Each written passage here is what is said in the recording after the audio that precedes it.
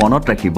income আৰু wealth দুটা শব্দ একে নহয় ৱেলথ মানে হৈছে আপোনাৰ এনেকুৱা এটা সম্পদ যিয়ে আপুনি কাম নকৰি শুই থাকিলেও টকা ঘটি দি থাকিব কিন্তু ইনকাম হৈছে যাৰ দ্বাৰা আপুনি এই ৱেলথ গঢ়ি তুলিব পাৰিব অৰ্থাৎ ইনকাম হৈছে আপোনাৰ সময়ৰ মূল্য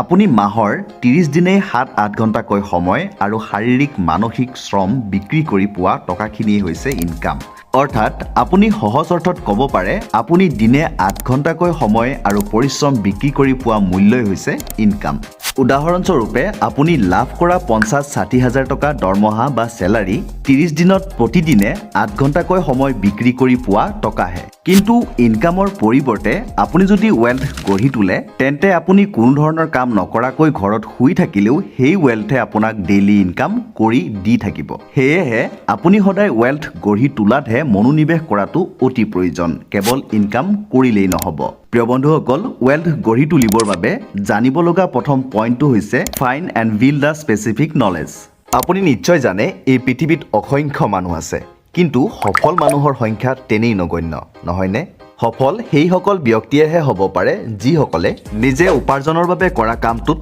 এক্সপাৰ্ট আপুনিও আপুনি কৰিব বিচৰা কামটো বাছি উলিয়াব লাগিব আৰু সেই কামটোত এক্সপাৰ্ট হ'ব লাগিব মনত ৰাখিব এজন মানুহে জীৱনত সকলো কামতে এক্সপাৰ্ট হ'ব নোৱাৰে কিন্তু যি এটা বা দুটা কামত আপুনি এক্সপাৰ্ট হৈছে সেই কামটোৱে আপোনাক সফল আৰু ধনী ব্যক্তিলৈ ৰূপান্তৰিত কৰিব পাৰে এতিয়া আপোনাৰ যদি ক্লিয়াৰ হৈছে আপুনি জীৱনত কি কৰিব বিচাৰে তেনেহলে সেই ফিল্ডটোত আপুনি মাষ্টাৰ হ'বলৈ চেষ্টা কৰক বন্ধুসকল ইয়াৰ পিছৰ পইণ্টটো হৈছে থিংক লং টাৰ্ম টকা সদায় শৰ্ট টাৰ্মত ইনকাম কৰিব পাৰি কিন্তু ৱেলথ সদায় লং টাৰ্মতহে হয় আপোনালোকে নিশ্চয় জানে পাৱাৰ অফ কম্পাউণ্ডিঙৰ বিষয়ে মই আপোনালোকক ক'ব বিচৰা নাই ৱাৰেন বাফেটৰ দৰে বৃদ্ধ বয়সতে আপুনি ধনী হওক কিন্তু ইনভেষ্টমেণ্ট কৰিলে আৰম্ভণিতে কিছু সমস্যা হ'ব পাৰে হয়তো আৰম্ভণিতে আপুনি ইয়াৰ ৰিজাল্ট নেদেখিব পাৰে কিন্তু যেতিয়া ইয়াৰ ৰিজাল্ট দেখিবলৈ পাব সেয়া গ্ৰোথ আপোনাৰ কল্পনাৰ বাহিৰত হ'ব ইয়াতে আপোনালোকক মই লং টাৰ্ম হিচাপে 20-30-40 বছৰলৈকে চিন্তা কৰিব দিয়া নাই মিনিমাম 3 পৰা 5 বছৰৰ পিছৰ কথা নিশ্চয় চিন্তা কৰিব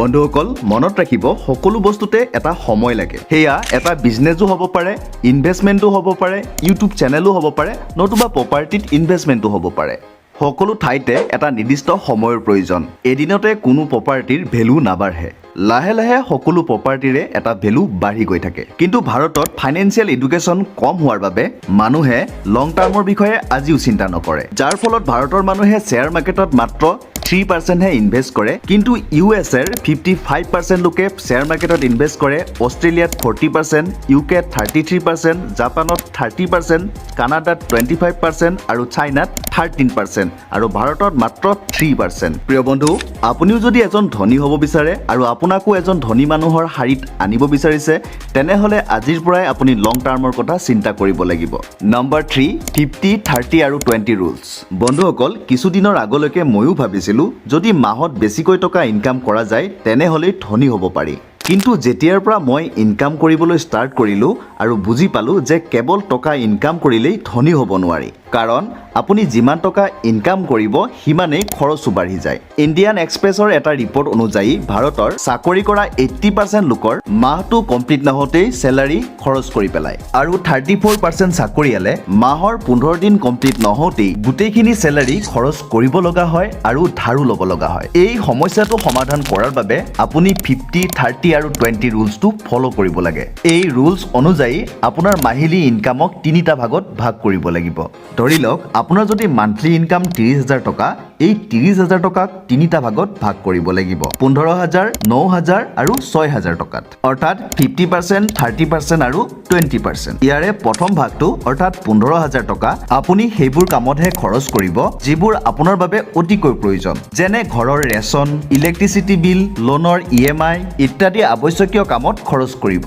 ইয়াৰ পিছত দ্বিতীয় 30% অৰ্থাৎ 9,000 টকা আপোনাৰ জীৱনৰ চখ পূৰণ কৰাৰ বাবে খৰচ কৰিব যেনে কাপোৰ কিনা পাৰ্টি কৰা ফুৰিবলৈ যোৱা এই 30% টকাখিনিৰে আপোনাৰ চখ পূৰণ কৰিব বাকি থকা 20% অৰ্থাৎ 6,000 টকা আপুনি কেতিয়াও খৰচ নকৰিব সেয়া আপুনি সেভ কৰি ৰাখিব নতুবা ইনভেষ্ট কৰি দিব আজিকালি ইনভেষ্ট কৰিবলৈ মাৰ্কেটত বিভিন্ন ধৰণৰ ব্ৰকাৰেজ এপৰ লঞ্চ হৈছে যেনে এঞ্জেল ওৱান গ্ৰো এপছ জিৰোধা আপষ্টক ইত্যাদিত আপোনালোকে ইনভেষ্ট কৰিব পাৰে কিন্তু মনত ৰাখিব ইনভেষ্টমেণ্ট কৰাৰ আগতে ইনভেষ্টমেণ্টৰ সকলো ৰুলছ এণ্ড ৰেগুলেশ্যন পঢ়ি ল'ব লগতে এক্সপাৰ্টৰ গাইডেন্স লৈহে ইনভেষ্ট কৰিব এতিয়া হয়তো বহুতে ক'ব পাৰে আমি যিমান টকা ইনকাম কৰোঁ সেই আটাইখিনি টকা আমাৰ প্ৰয়োজনতেই খৰচ কৰোঁ আৰু এই ৰুলছটো ফ'ল' কৰা সম্ভৱ নহয় তেনেহ'লে মই আপোনালোকক ক'ব বিচাৰিছোঁ আপুনি ফাল্টু কামত টকা খৰচ কৰাটো কমাই দিব লাগিব এতিয়া আপুনি বৰ্তমান সময়ত কেৱল গুৰুত্বপূৰ্ণ কামতহে টকা খৰচ কৰক আৰু যেতিয়াই আপুনি ৱেল্থ ক্ৰিয়েট কৰি টকা ইনকাম কৰিবলৈ ষ্টাৰ্ট কৰিব তেতিয়া আপোনাৰ আটাইবোৰ চখ পূৰণ কৰিব পাৰিব এটা ইণ্টাৰেষ্টিং কোট আছে কিছু মানুহে এনেকুৱা কিছুমান বস্তু কিনে যিবোৰ তেখেতসকলৰ কোনো প্ৰয়োজন নাই আৰু সেইবোৰ টকাৰে কিনে যিবোৰ টকা বৰ্তমান সময়ত তেখেতৰ হাতত নাই যাক ইমপ্ৰেছ কৰিবলৈ কিনে তেখেতে তেওঁক চিনিয়েই নাপায় মনত ৰাখিব আপুনি মাহত যিমানেই টকা ইনকাম নকৰক কিয় আপোনাৰ যদি খৰচ বেছি তেনেহ'লে আপুনি কেতিয়াও ধনী হ'ব নোৱাৰিব সেয়েহে বেলেগক ইমপ্ৰেছ কৰিবলৈ কেতিয়াও টকা খৰচ নকৰিব ইয়াৰ পিছৰ পইণ্টটো হৈছে লিভাৰেজ ইয়ৰ ৰিচোৰ্চেছ লিভাৰেজৰ অৰ্থ হৈছে আপুনি এনেকুৱা এটা কাম কৰিব যিটো ডাঙৰ কৰিব পাৰি অৰ্থাৎ যি কামৰ জৰিয়তে আপোনাৰ ইনকাম প্ৰতি মাহে ইনক্ৰিজ কৰিব পাৰে যেনে আপুনি যদি বিজনেছ কৰে তেনেহ'লে আপোনাৰ বিজনেছটো টেলেণ্টেড ব্যক্তিৰ হায়াৰ কৰক এডভান্স টেকন'লজি ইউজ কৰক অৰ্থাৎ কথাটো হ'ল আপুনি কম এফৰ্ট দিয়ে বেলেগৰ জৰিয়তে কাম কৰাই ইনকাম কৰিবলৈ চেষ্টা কৰক বন্ধুসকল চেষ্টা কৰিব লাগে নিজাকৈ শাৰীৰিক কষ্ট কম কৰি কি ধৰণে ইনফৰমেশ্যন টেকন'লজি ইউজ কৰি আপোনাৰ ইনকামটো দুগুণ বৃদ্ধি কৰিব পাৰে তাৰ বিষয়ে সদায় ৰিচাৰ্চ কৰিব লাগে আৰু লাষ্ট পইণ্টটো হৈছে বি ৰিচ উইথাউট বিং লাকি বহু লোকে বিশ্বাস কৰে সফল হ'বৰ বাবে লাকৰ প্ৰয়োজন কোনো ধৰণৰ লাক নোহোৱাকৈও আপুনি সফল হ'ব পাৰিব যদিহে আপুনি প্ৰতিদিনে পৰিশ্ৰম কৰে আৰু নতুন নতুন স্কিল শিকি সেইবোৰ কামত লগাবলৈ চেষ্টা কৰে নিজৰ এনেকুৱা পাৰ্চনেলিটি ডেভেলপ কৰক নতুবা আপুনি নিজকে এনেকুৱা এটা ব্ৰেণ্ডিং কৰক তেনেকুৱা হ'লে সফলতা আপুনি বিচাৰিব নালাগে সফলতাই আপোনাকহে বিচাৰিব প্ৰিয় বন্ধুসকল আজিৰ ভিডিঅ'টো ইমানতেই সমাপ্ত কৰিছোঁ পুনৰ অন্য এটা ভিডিঅ'ত আপোনালোকক সকলোকে লগ পোৱাৰ প্ৰতিশ্ৰুতিৰে আজিলৈ বিদায় মাগিছোঁ ধন্যবাদ